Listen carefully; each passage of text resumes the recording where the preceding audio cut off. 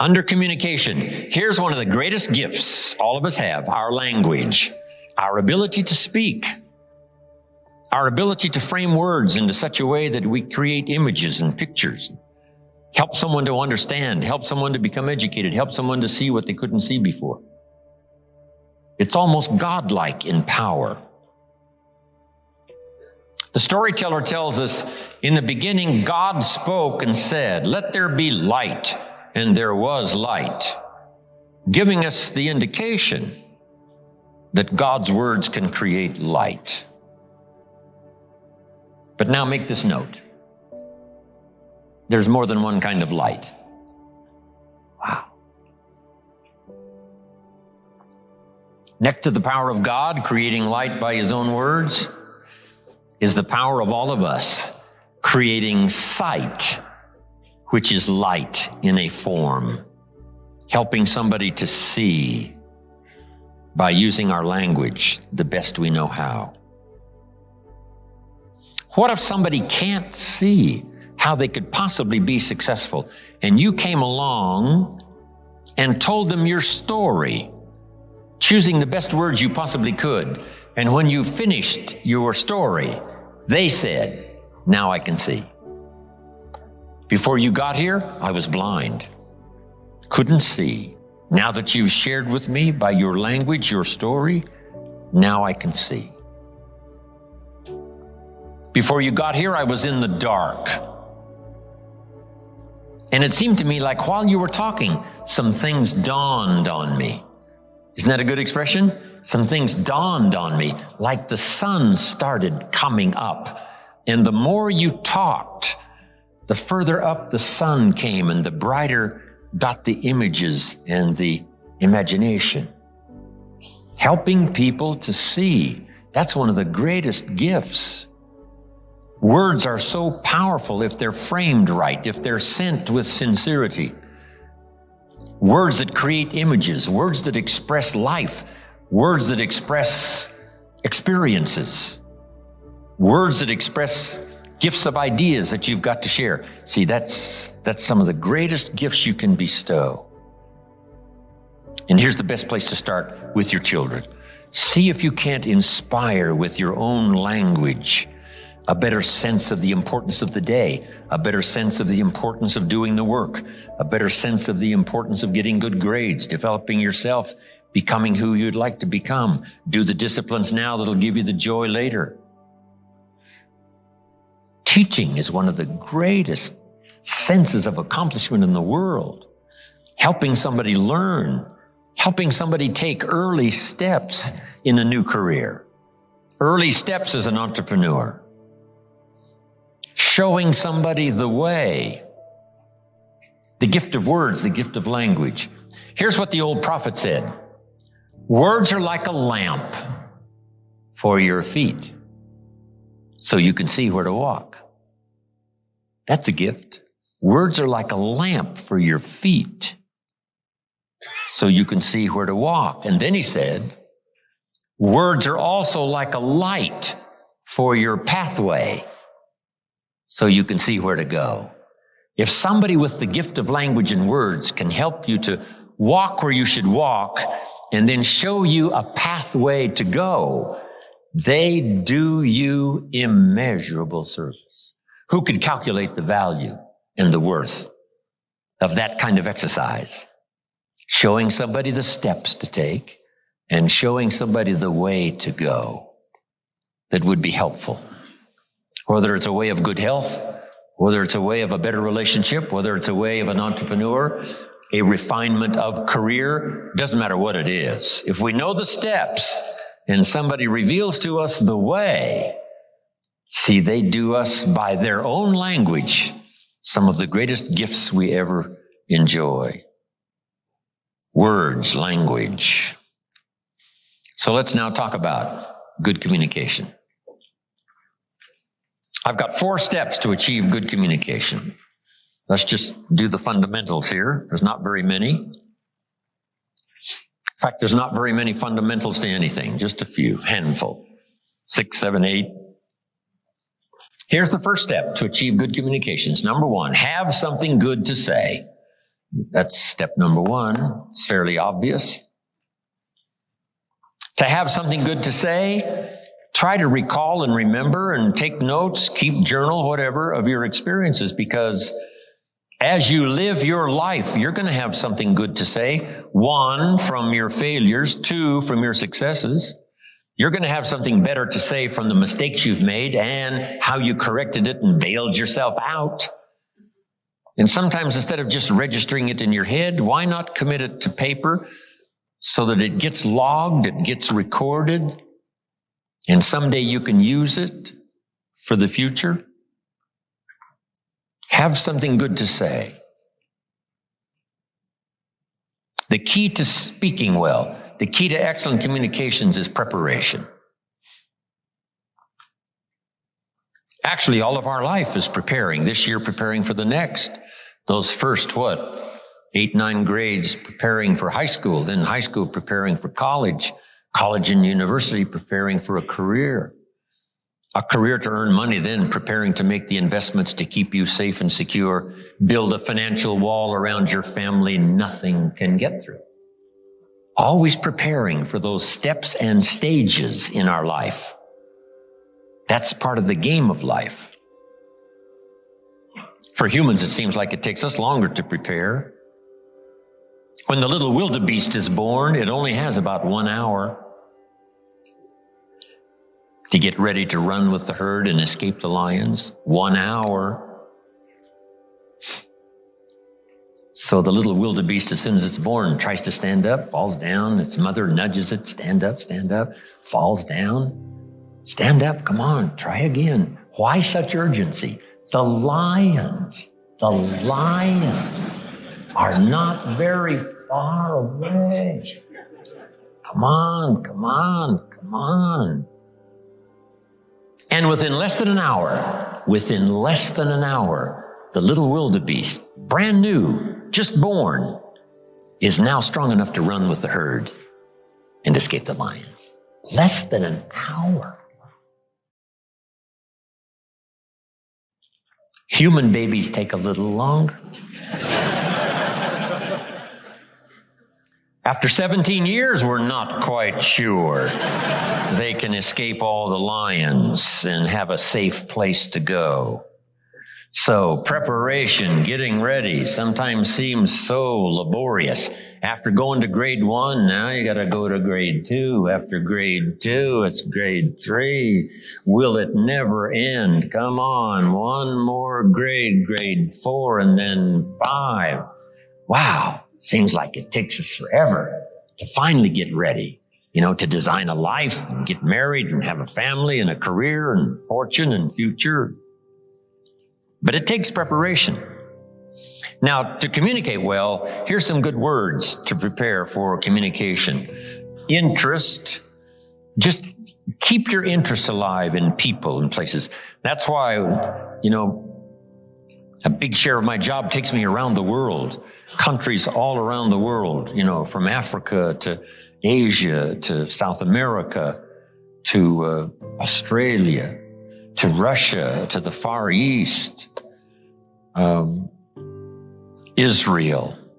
The last time I was in Israel, there was some kind of an alert. We were all on the airplane. We all had to get off the airplane. They took off all of our luggage, and each one of us had to go identify our piece of luggage and put it back on the airplane, and then we took off. Wow. Taking what? No chances. If you'll develop an interest in all of that, when it's right side up and when it's upside down, take a keen interest in the politics of the day and the speeches and all that's happening. It gives you good stuff to debate and decide. Where do you stand on the major issues? Not only the political issues, but the major life issues. Be that interested in life and people. So underline the word life and people. That's the whole study. Study life in all of its twists and turns. Study people in all of their variety. In being in an enterprise that, where you have to employ people, get people to work with you, that's a challenge. Different ages, different opinions, different personalities, different temperaments. Here's one of the skills I learned that paid me big money. Getting people to work together. And see if they're all different and a whole variety. How do you get them all to work together? I'm telling you, it's not easy. It is a challenge, organizing, getting people to work together. But the paycheck, it's unbelievable. Now, if you're working with independent people, then it really is challenging. It's like herding cats. Did you ever try that? Herding sheep is easy. They all quickly get going the same direction very quickly. Cats, no way. If you've got 8 cats, how many directions are they going? 8 different directions. But if you can master herding cats, I promise you, a paycheck like you cannot believe. Here's what's interesting about people. The ones who should do it the most are inclined the least. How come they can't see it? I don't know. I can see it. They can't see it. Maybe right now they're not supposed to see it. That's the best I said. Sometimes you just got to take the easier way out. I don't know. That's an easier way out than to try to explain it all. That's just the way it is. Somebody you thought was going to stay, they leave. Here's what you have to learn to say. Isn't that interesting? Wow. And somebody that you thought was going to leave, what? They stay, and you say, I wouldn't have thought that in 100 years. There's a surprise a day waiting for you, working with people. And then some people are nice, and some people are not so nice. But there's only a few. When I first started in sales, Mr. Schoaf, my mentor, said, here's the good news, Mr. Owen. There's only 9 or 10 real nasty, miserable, horrible people in the world. That's what he said. Now, he said, they move around a lot. And you're liable to get one once in a while. But when you do, you just say, hey, there's only 9 more like you. I can handle that the rest of my life. So that was really good. And then sometimes you got to try a little wit and a little humor. That helps. When I first started traveling with Mark Hughes and Herbalife 21 years ago, one of my friends said to me, I heard some people died using that product. And I said, not that many.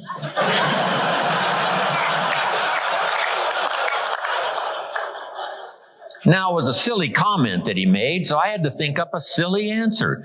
You can't give an honest answer, a good answer to a silly comment. I said, I understand as long as the deaths are under 100 a month, they get to keep selling the product.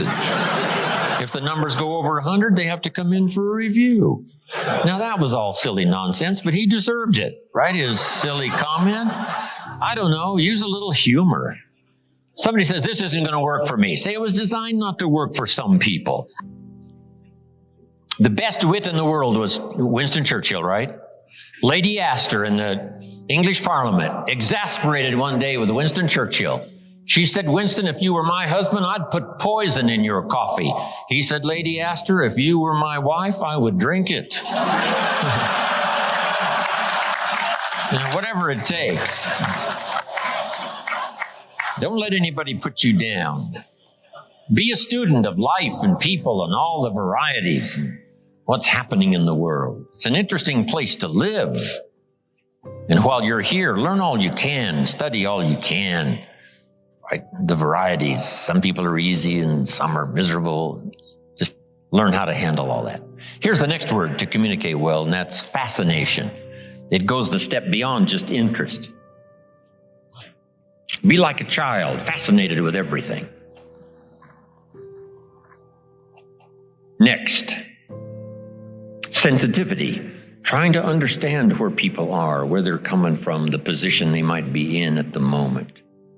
Trying to understand. A night visits us all after days, and some winters are tough, and some people are having tough times. Be sensitive to all that. Next is simply knowledge. Just gather every idea you can that makes you a better communicator. I came up with this back in those early days when I was talking to service clubs and, once in a while a high school class and a college class and making those little speeches. I come up with this little speech. Here it is. I'll give you the notes on it. It's called The 4 Ifs That Make Life Worthwhile. The 4 ifs. And if you're looking to make a little speech, these notes might serve you well. Here was the first if. Life is worthwhile if you learn. You got to know. You got to have the information.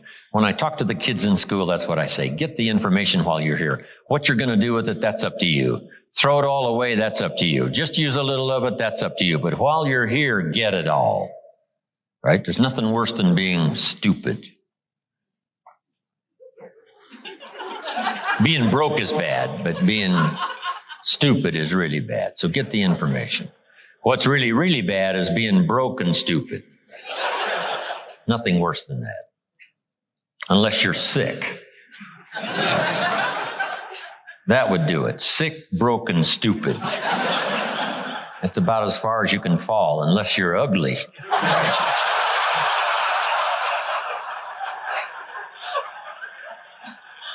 But surely that's the ultimate negative life. Ugly, sick, broken, stupid. That is it. So you got to know. You got to have the information. So jot this down now, as I used in my notes. What you don't know will hurt you. Ignorance is not bliss. Ignorance is tragedy. Ignorance is illness. Ignorance is devastation. Ignorance is going broke. Ignorance creates a poor life. So you got to know, you got to have the information. Number 1, learn from your personal experience. One way to learn to do it right is first mess it up and do it wrong. That doesn't mean it's the end of your life, but just, clean up the mess. Now do it right. From a negative experience, sometimes we learn to do the positive things that saves our life and makes us successful. They say, if you survive your first heart attack, if you survive, you may now live to be a very old person. Why is that? That first heart attack was a wake-up call. And then maybe the doctor said, another one of these and your history. And you say, wow. And you make it for the health food store. And you start reading every book you can read on health and nutrition. And you start doing the push-ups and you start jogging on the beach and doing all the stuff. And all of that change now could very well help you to live a long, long life, having been alerted in an alarm system that serves you well. Okay? So learn from your negative as well as your positive experiences. Here's the next. Learn from other people's experiences. That's how you get smarter in a shorter period of time. Somebody that's been through it for 5 years and they wrote a book. And the book, if you read it, could save you 5 years. Cost $30. So you can't miss that kind of education. Best to get the information before. Yes, we can recover. Yes, we can come back, from the grave, practically. Yes, we can come back from bankruptcy and disaster and poor health. But wow, if we had the information up front that would save us some of those years of disaster, how much better that would be. So learn from other people's experiences, both negative and positive. In the seminar I do for Jerry, here's what I say. 2 bad failures don't give seminars. We don't want to pay them, so they don't give seminars. But their information would be valuable. If a guy's messed up his life for 40 years, you just have to say, John, would you spend a day with me? And I'll bring my notebook and take good notes. Good-looking guy like you, beautiful family, every reason to do well, and you threw it all away. Teach me for a day how you messed it all up.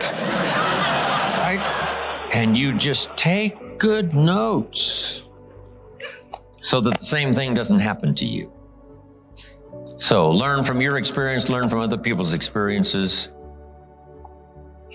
Okay.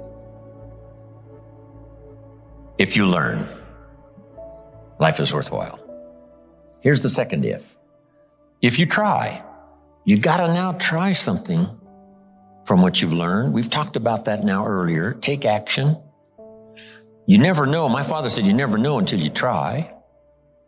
If we put the bar up 2 feet and ask the kids to jump over the bar 2 feet high, what will the kids say? Some will say, no, I can't. Some will say, easy. Some will say what? I don't know. So how are we going to find out? For everybody, you got to take a run at it and see if you can jump the 2 feet. So you got to try it to see. Who knows? You don't know. What if you tried and knocked the bar down? Does that mean you cannot jump 2 feet? No. You try it, what? Again. Then somebody shows you a little technique, right? Leave the ground a little earlier. Okay. First thing you know, 2 feet is easy, when before you couldn't or didn't think you could. So you got to try it. Giving speeches and doing talks. Age 25, I stand up to give my first little training. My mind sat back down. I open my mouth and nothing comes out. My knees are knocking like this. The sweat is pouring. It's called terror, in case you haven't tried it, right? But I got through it somehow. It was so bad, if I hadn't have been doing the class, I'd have gone home, right? It was bad. I'm so happy you were not there. You would not have paid this kind of money for my first presentation. Wow. But I got through it. And then I did it again. You know, I didn't know if I should even try again. But sure enough, I had the kind of mentor and the kind of teacher who said, hey, that's nothing. You know, what if you go up to bat and you strike out? Does that mean it's over? I say, no, it's not over. It's just over for one time up at bat. And then another time and another time. Pretty soon you connect. And pretty soon you get good enough to do well. And then pretty soon you get good enough to win the game. And then pretty soon you get good enough to take home the trophy.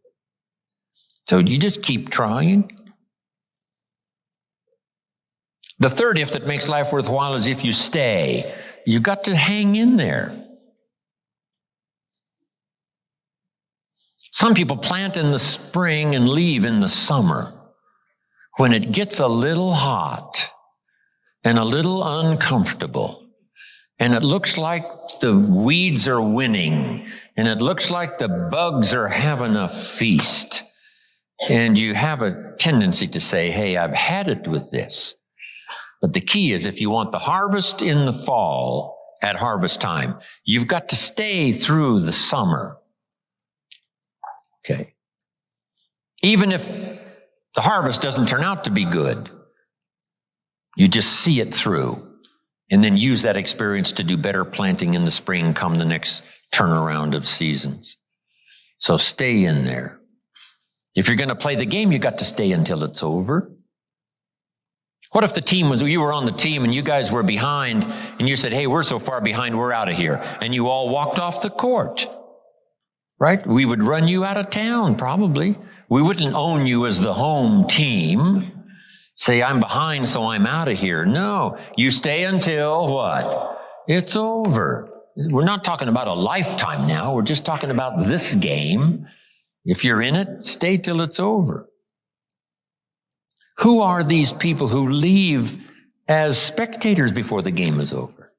Because their team is behind. Our team is behind, we're out of here. What if the team said that?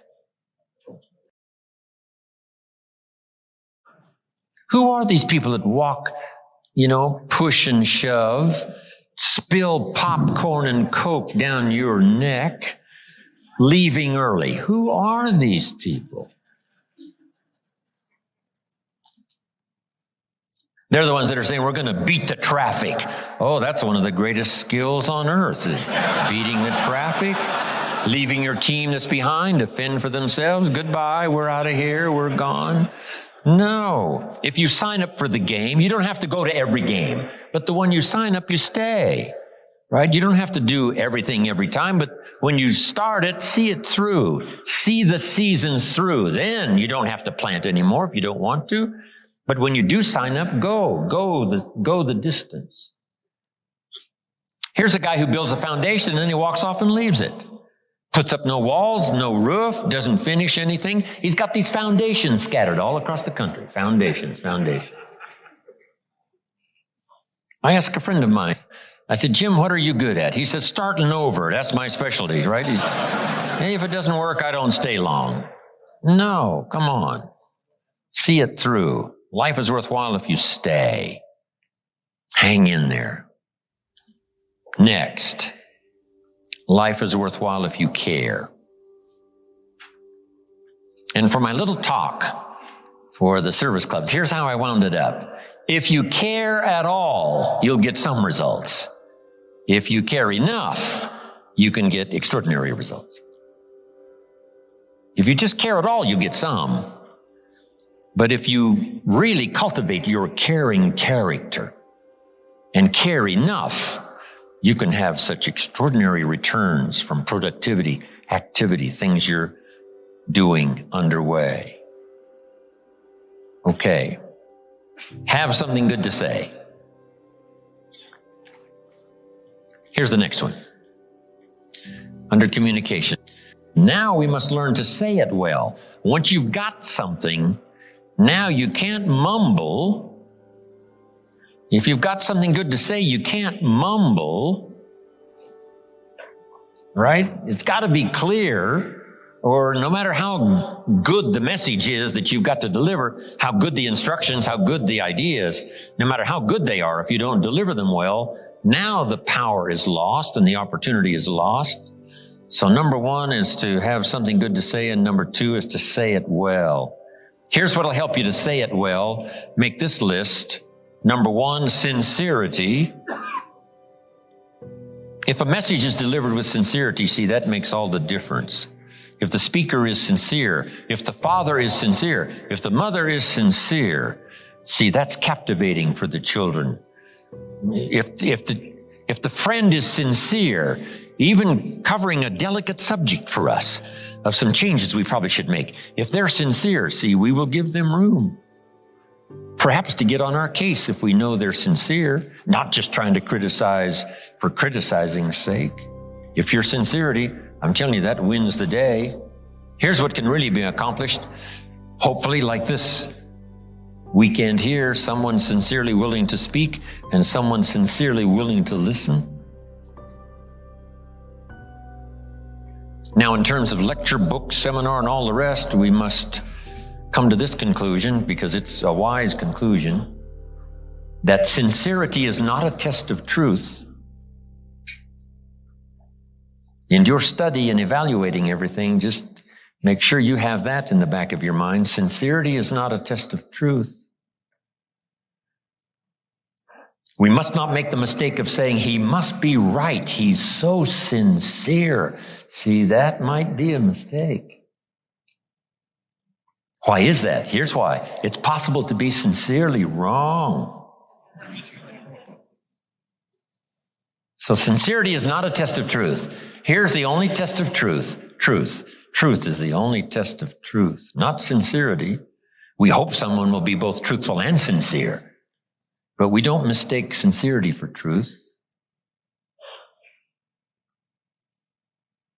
Here's next. Repetition.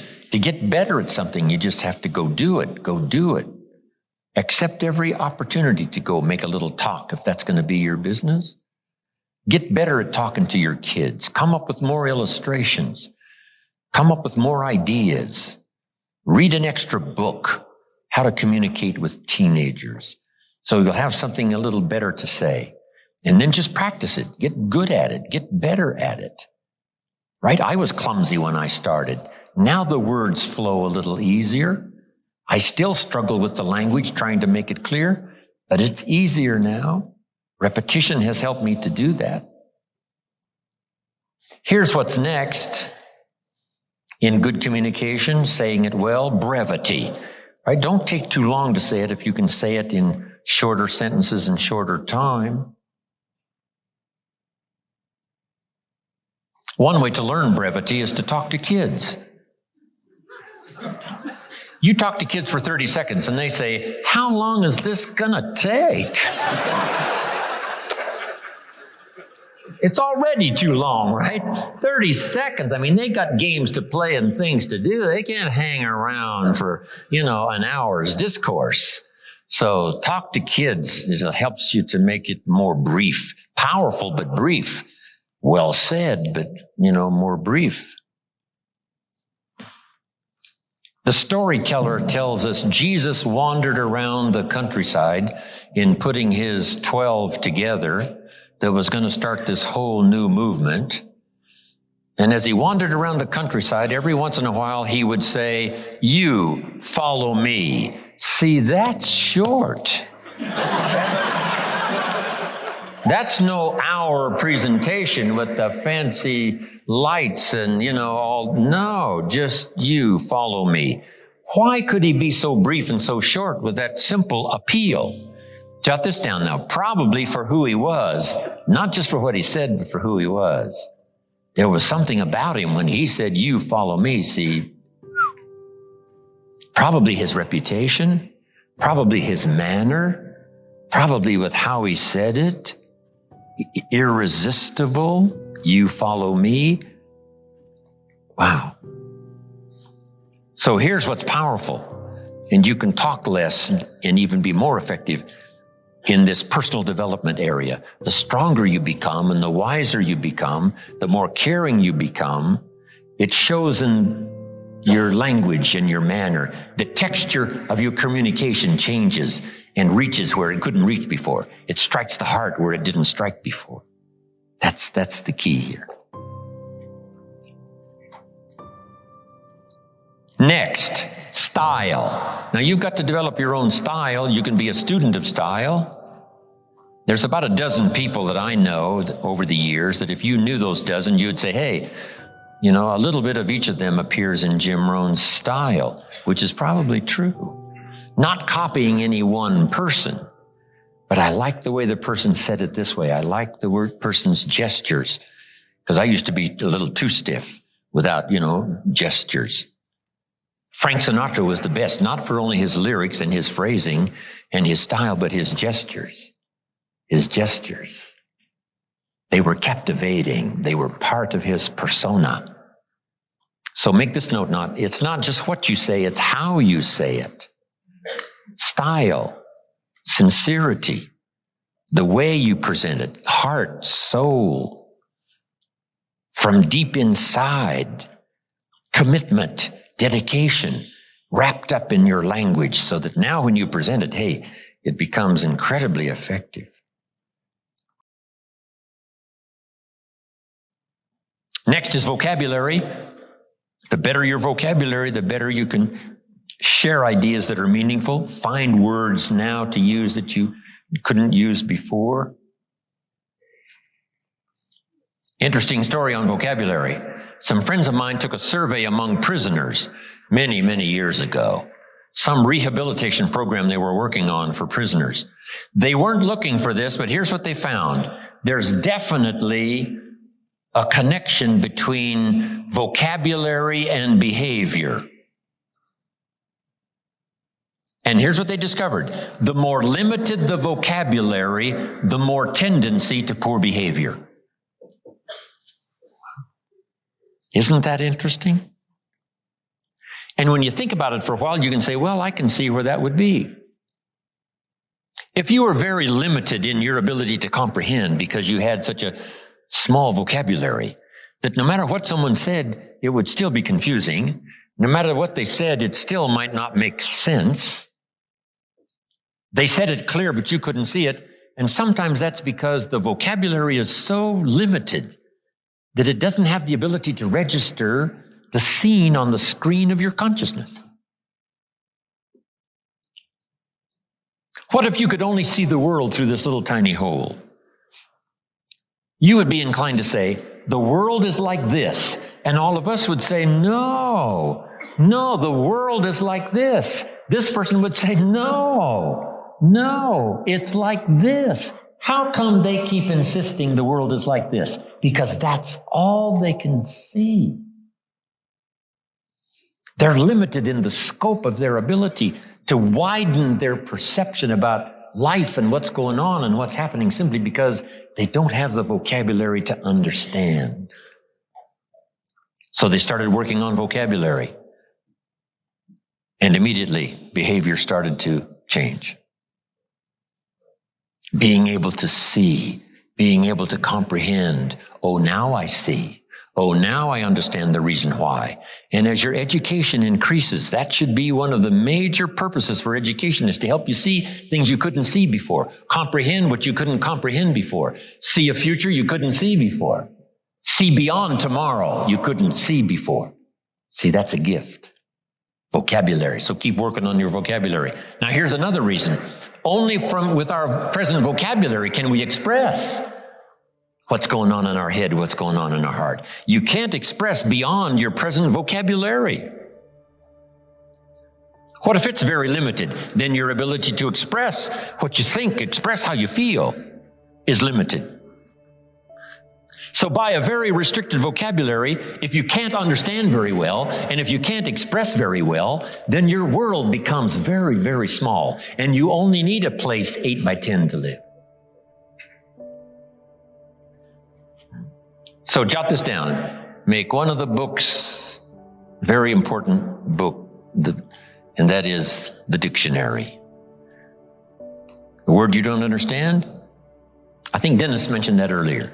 Come to a word you don't understand, you look it up. Say, what is this word? Words are like lights. It's like another light. Now make this note now, especially the English language. There's nothing richer than the English language because there's so many ways to say it in English. In some languages, there's only one way to say it. In English, there's another way to say it, and another way to say it, and another way to say it. When I travel to all these countries and have to have translators, it gets to be difficult sometimes.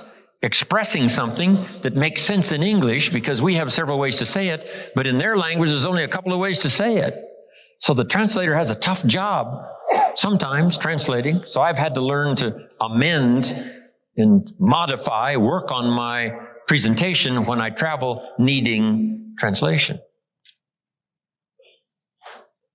When I first went to Japan, I said to my audience, he was all bent out of shape.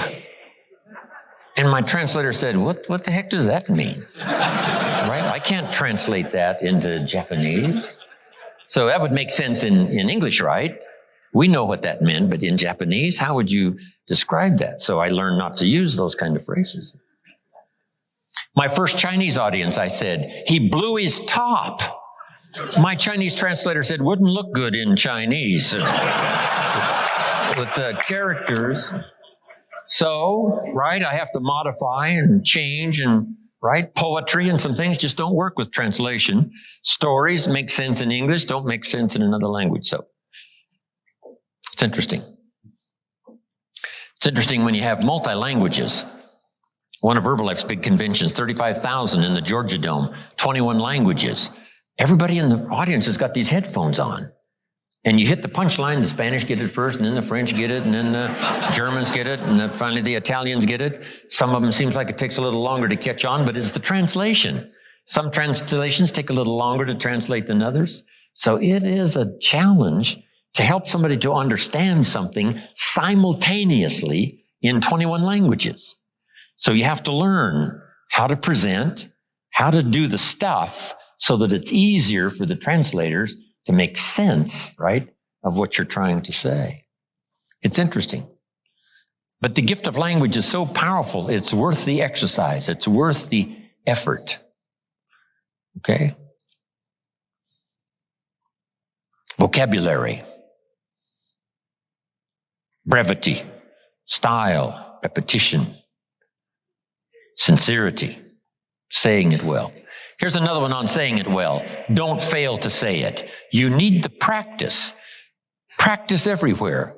If you're going to give someone a gift and send a little card, practice making this little card something they'll keep and remember for the rest of their lives. Not ordinary, extraordinary. Not like everyone else. different than everyone else. It's the practice of using your gift of saying things another way until a light turns on, another way that expresses something heartfelt that the standard ordinary language wouldn't express, couldn't reach, couldn't paint these mental pictures. It's okay to give flowers, but don't let flowers do all your talking. Flowers have a limited vocabulary. Guess what flowers say? You remembered. That's about all they say. Flowers don't say, nobody in this world affects me like you do. Love. See, flowers talk, but they don't say that. That you got to put in the little card. Nobody in this world affects me like you do. Love. And then you sign it. And see, long after the flowers are gone, somebody's going to keep the words. The words are more powerful than the flowers. So don't let flowers do all your talking. See if you can't choose the words that are meaningful, words that are unique.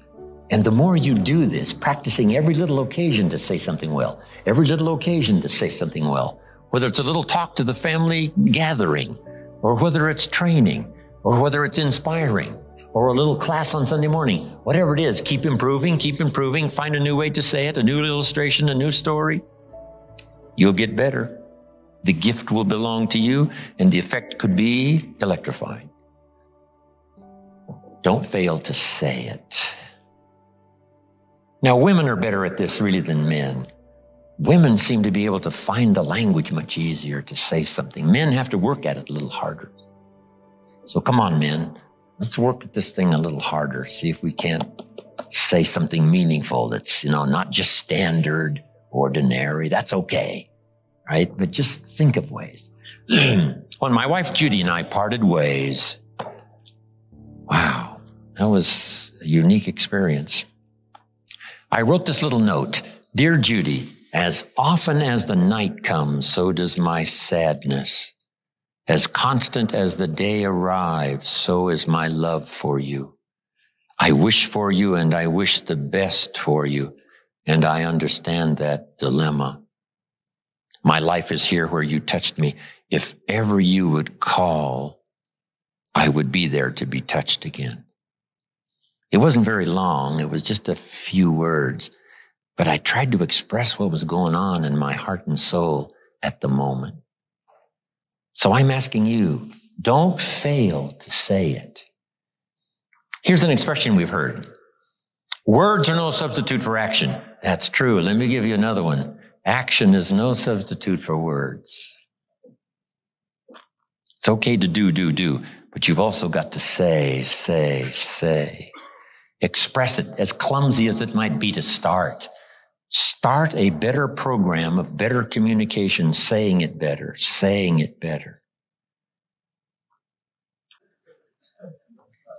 Here's the next one now that's really challenging, but it really works, and that is read your audience. Whether it's an audience of a child or an audience of a training class, or whether you're a minister and you preach, here's what you've got to do. Say something well, but then read the effect you're having. In those early days, I had to quickly read, should I keep going or should I quit? I mean, is it over? Or, you got to read it. And at first, I started just going through my notes like this, and I didn't look up. I would go through my notes and I wouldn't look up. I would just go through my notes. Some of those early classes, I think everybody could have left and I'd have just kept on going right through my notes. Then finally, I learned to start looking up to see if it's okay. Should I slow down? Should I speed up? Am I coming on a little too strong? Should I get a little softer? This is what reading is all about. If you're talking to a child, should you really pour it on or should you hesitate? Should you save this for another time or do it now? Some of that you've got to pick up by reading the child. Read what's happening to your audience of 1 or 1,000. This is a challenge, but it'll help you in framing better the words you need to say and the style you need to use. Okay. If a guy's leaning toward the door, that means you probably should hurry. He's not going to be here long. Get it done. Now, in reading, there's 3 things. Jot these down. 3 things in reading your audience. First, you read what you see. Salespeople soon learn. If the customer's got his arms folded and his chin tucked down and he's frowning, this one ain't going to be easy. All right, this one's going to take all my skill to get his arms unfolded, make him a little more comfortable, get that frown off of his face. What can I do? I got to reach in my bag for some good stuff, right? To see if I can't sort of change the situation. And what causes us now to do those amendments in our presentation? It's reading someone's body language, right? What's happening? Here's the next one. You've got to read what you hear. If it's a 2-way conversation, you've got to listen as well as talk. Mama said 2 ears, 1 mouth. Listen twice as much as you talk, at least, maybe more. Listen so that you can now know how to proceed, especially if you're talking to a child. You listen so that you know how to proceed. No use going on and on if just a couple of things will do. And by listening, you pick that up by listening. Here's the next one. You got to pick up the emotional signals, how you feel, whether you're coming on too strong, whether you should be stronger or easier this time. That's an art in reading. First, what you see. Second, what you hear. Third, read how you feel. Now, this is where women really have it made. Being able to feel, sense. Woman says, it doesn't feel right. Man says, what does that mean? It doesn't feel right. She says, I'm telling you, something. Women know about this stuff. Something isn't. Wow. And they pick it up. Men can learn better on how to pick up these emotional signals, but women seem to have it, right? They're tuned in. It's built in. Because there's no use going on and on if the signal should have told you, wow, this is not the time. This is too strong. Picking up not only what you see and what you hear, but what you feel. Now, here's the last one. And I'm finished for us to go take a break. To achieve good communication, something good to say, saying it well, reading your audience. Here's the last one. Intensity. Intensity is the emotional part of communication. Communication is both words and emotion. Here's what's really powerful. Words loaded with emotion. See, that's what's unbelievably powerful. It can move nations. It can help people change directions. It can establish an ideology for good or for bad. Look at Hitler and his ability to preach. Look at Stalin and his ability to preach. Lenin, as wrong as they were, they believed it with all of their heart. Disastrous results, but they put everything they had into it. The emotional content was unbelievable. Powerful. Yes, in an evil direction, but it can also be used for a good direction. This intensity, strength, power, emotion. Words are words. Words are like a little straight pin, right? A guy buys a shirt and it's got all these little pins in it, little straight pins that you got to take out. What if I took one of those straight pins and I threw it at you and it hit you in the face or the hand? You'd feel it. That's my words that got you, the little straight pin. But what if I took that little straight pin and wired it to the end of an iron bar about this long? And then I let you have it. See, I could drive the pin through your heart. The iron bar is the emotion. The pin is the words. Now, here's the craft. And conversation is a craft. Don't get lazy in learning this craft, because it'll serve you so well at home. It'll serve you so well in the marketplace. It'll serve you so well in your career and making your fortune. This craft of communication. Here's the combination. Well-chosen words mixed with measured emotion. Not only do the words have to be well chosen, the emotion has to be well measured.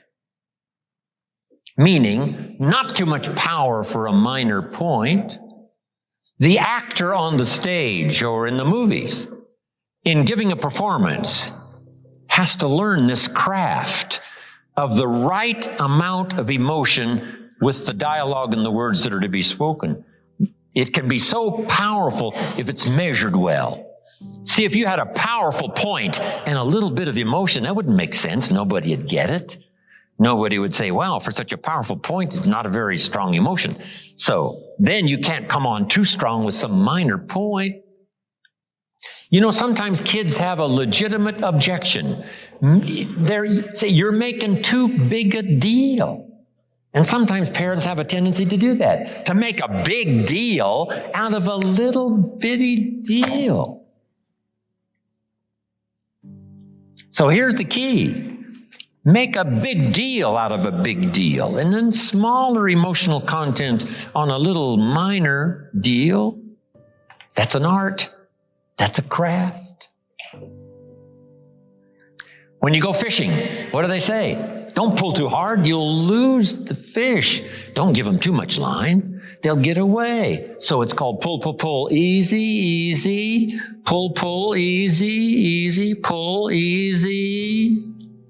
That's like communication. Strong, but not too strong, not too strong. Close, but not too close. If you talk to somebody, this is too close. This is too close. Give them a little more room. Adjust your style to fit the occasion and the emotional content so that it works, so that it makes sense. That when you burst on the scene, it's called for. The point is called for, that much emotion. This is a craft. Don't get lazy here. And the reason I ask you not to get lazy here is because the payoff is so great. Whether it's working on a job or advancing your career or at home with your family or communicating with your spouse. Whatever it is, craft your communications. Be a little more aware and just ask yourself, could I possibly get better at affecting people with my language and my words and my style and my emotions and all the rest? And the answer is yes, we all could. I could, you could.